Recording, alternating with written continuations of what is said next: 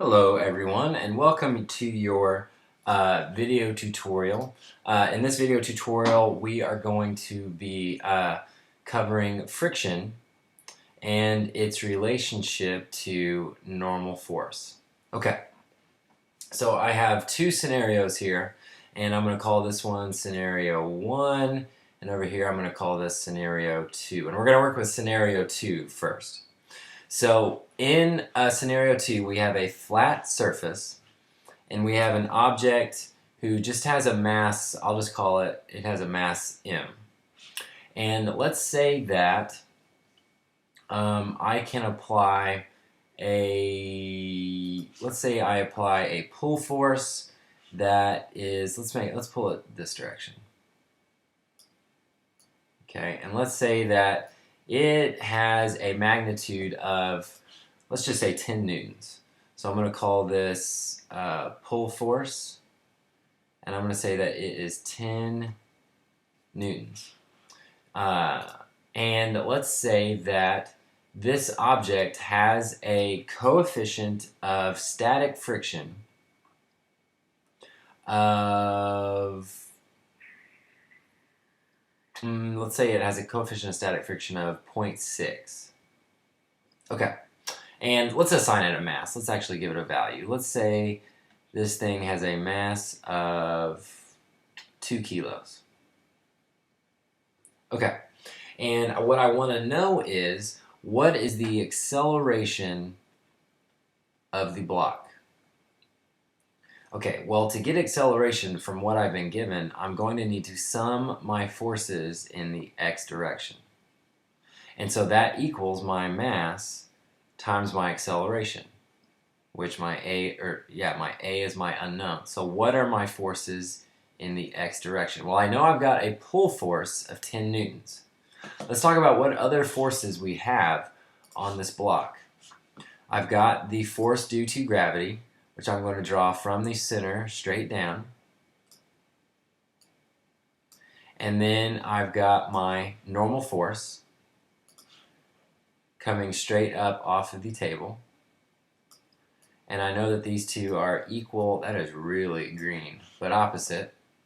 And then I have one other force, and that is the force due to static friction. So let me get these labeled here real quick. We've got force due to static friction. I've got my normal force. And I've got my weight. Now, the nice thing about weight is it always equals mass times gravity. So what I'm going to do is I'm going to say, okay, this thing has a mass of 2 kilograms, and I'm going to use gravity as 10. So I'm going to say 2 times 10 will give me this thing's weight, and it weighs 20 newtons. Now, because of the fact that I'm on a flat surface, my normal force is going to be equal but opposite to that. So I know that my normal force is going to be 20 newtons directed up. Now, that's important because if I'm summing my forces, well, the only forces that are in the x direction are my pull force and my static frictional force. And I know that that equals mass times acceleration. Well, I know my pull force, it's 10. But what I don't know is what is the static frictional force. Now, anytime you're looking for the static frictional force, just remember that static friction equals mu s times Fn, where mu s is the linear relationship between static friction and normal force. This is the slope of the graph. This is relates back to your lab. So, in this case, I know mu s, it's 0.6.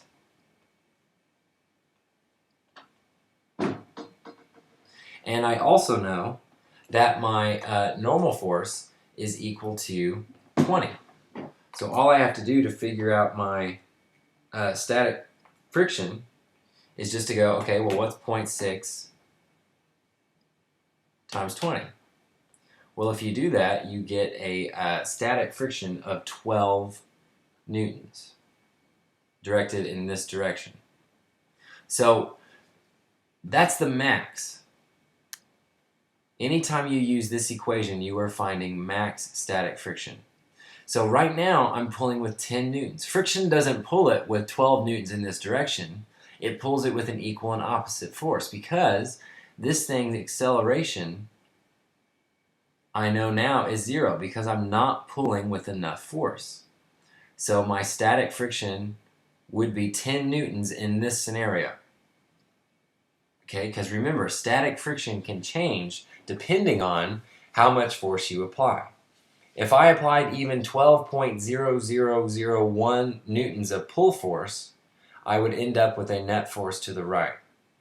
So static friction can change, which is why whenever you did your lab, you had this graph. It increased and then it slid. Static friction changes depending on how much you pull, but it reaches a breaking point given by that equation. Okay, so that's an example of just a flat track with a block. So now let's look at our angled track here. And let's say that I've got an angle, and let's call it theta, and let's say that theta equals, let's just say 60 degrees. Okay. And again, let's use the same block. So this thing has a mass of 2 kilos. And let's also use the same surface. Let's say that the coefficient of static friction is 0.6, but let's also say that the coefficient of kinetic friction is 0.3. Okay, because now I don't know if this block is in equilibrium or not, because I'm going to say that we need to figure out, okay, what is this block's acceleration? Okay, we need to first figure out, is this block even going to slide? Okay, first step to these types of problems is draw a free body diagram. So I'm first going to draw the weight, which is again coming straight down. My normal force, I'm going to pick a little more subtle green here. My normal force is coming off perpendicular to my surface. Oops, drawing a red line there. Hang on. Let's get our green, because green is always normal force. Okay, coming off perpendicular to my surface, so right about like that. Now, depending on whether I'm sliding or not, gravity's going to want to pull this block down the ramp. So I've got some frictional force, be it static or kinetic, we're going to figure that out, pulling back or pushing back up the ramp. And anytime you're drawing the force due to friction, it's always parallel to your track. So what I'm going to do is I'm just going to abbreviate this as the force due to friction. Okay, we'll specify whether it's kinetic or static once we figure that out. So then I've got my normal force, and then I've got my weight. And since I'm dealing with the same block, I know that my weight is 20 newtons because of Figming. Okay, so we want to figure out the acceleration of the block. Now, this block isn't going to just jump off of the ramp. So I know two things. I know that the sum of my forces in the y direction is 0. So what I'm going to do is I'm going to write that. The sum of my forces in the y direction is 0. Now, I also know that the force due to static friction is mu s times Fn. And I know that the force due to kinetic friction is mu k times Fn. So it's going to be a pretty good thing for us to figure out, okay, well, what is Fn? Because if we know that, we could figure out, okay, well, what's my static frictional force? What's my kinetic force? Okay. So with this problem, we have to orientate our axes so that my y-axis runs right along. Oh, this is difficult. my normal force, and my x-axis runs right along my frictional force, parallel to the ramp. Okay, so the sum of my forces in the y direction is 0. Well, let's write out what are my forces in the y direction. I have my normal force. That n got away from me there. And the other force that I have is the y component of gravity. And I know that that equals 0. So what I have to do is figure out what is the y component of gravity. Well, if this is my origin, my y component tells me how far to go down. So that right there, this line, is FGY. I have another line down here, which it's getting crowded down there, but that is FGX. This is the y component, and this is the x component of this vector. Okay? So, remember what we talked about. If this angle is 60 degrees, that means that the angle from the y-axis to your weight is also 60 degrees, or is also theta.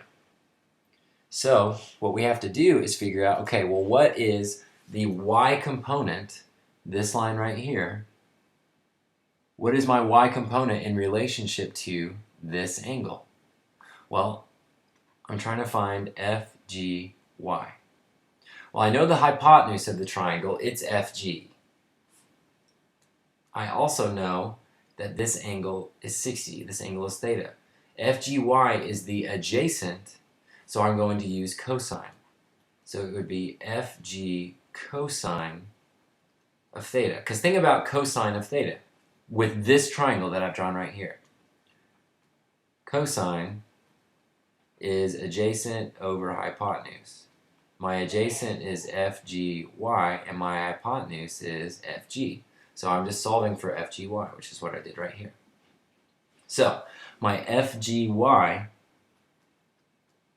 is FG, which is mass times gravity, so that's 20, times cosine of 60 degrees, which we all know is 1/2.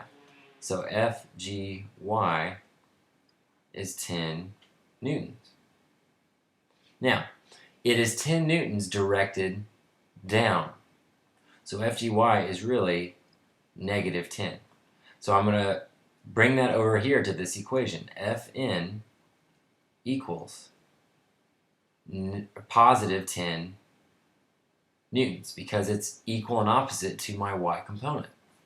So now that I know my normal force, I'm in business because now I can figure out, okay, well, what is the static frictional force? What is the kinetic frictional force? Okay? So, let's solve for Fs. All it is 0.6 times 10. So, my static frictional force is 6 newtons. And that's directed up the ramp. If the block is sliding, we're going to figure out if it is or not. If the block is sliding, then it's 0.3 times 10, so it's 3 newtons. Do you see how my static friction is greater than my kinetic friction? That is because of, and you say, inertia. Okay, so again, the goal was to figure out what is the acceleration.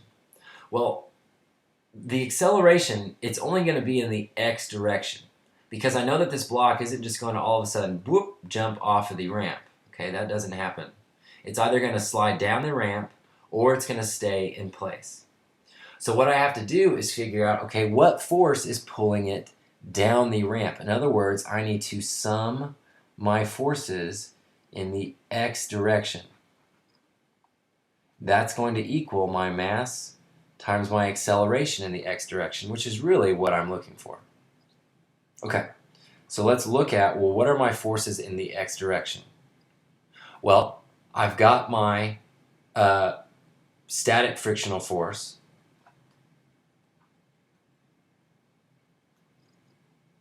And I've also got my weight, which is Fg, but specifically the x component, because that's what's pulling it down the ramp.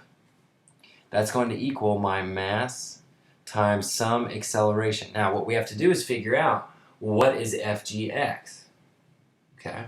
Because if it's less than 6 newtons, is that block going to move anywhere? And you say, no. If it's greater than 6 newtons, the block will slide down the ramp, and we can swap out Fs for Fk. So let's figure out what is Fgx. Well, if Fgy was Fg cosine theta, Fgx is going to be Fg sine of theta. Because think about it. Here's Fgx, this line right here. The opposite of my angle in here, which is theta. So since it's the opposite, I use sine. So we are going to do, because my weight is still the same, so 20 sine of 60 degrees. That gives me 17.32. So let me just write that out, 20 sine of 60 degrees. So I found Fgy, it was negative 10. And if you think about Fgx, if this is my axis, the right is positive, the left is negative, so I've also got a negative x component. And if you do 20 sine 60, it gives you 17.32, but you know that that is negative. So let's go 3 decimal places, 17.3 newtons in the negative x direction. So since that is more than 6, I know that I'm not dealing with static friction, I'm dealing with kinetic friction. So again, oftentimes with these types of problems, you have to figure out if it's going to slide or not. If it's going to slide, you use kinetic friction. So my kinetic friction was 3 newtons. My Fgx was negative 17.3. My mass was 2. And I'm left to solve for acceleration. So 3 minus that gives me negative 14.3.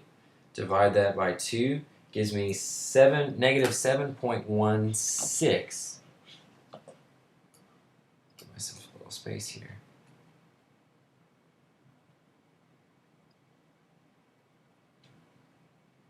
Meters per second squared. Whew. Okay. Problems on an incline ramp like this are very involved because you have to find the components of your weight, and you have to sum your forces in the y direction, and you have to sum your forces in the x direction. Okay? It becomes easier the more you do it. So oftentimes what you can do is just make up a ramp, make up a block, make up a static frictional force, kind of like how I did in this video, and just work through the problem and then come to me and I'll check your answer and see if it works. Okay? So be mindful of these types of problems for the test.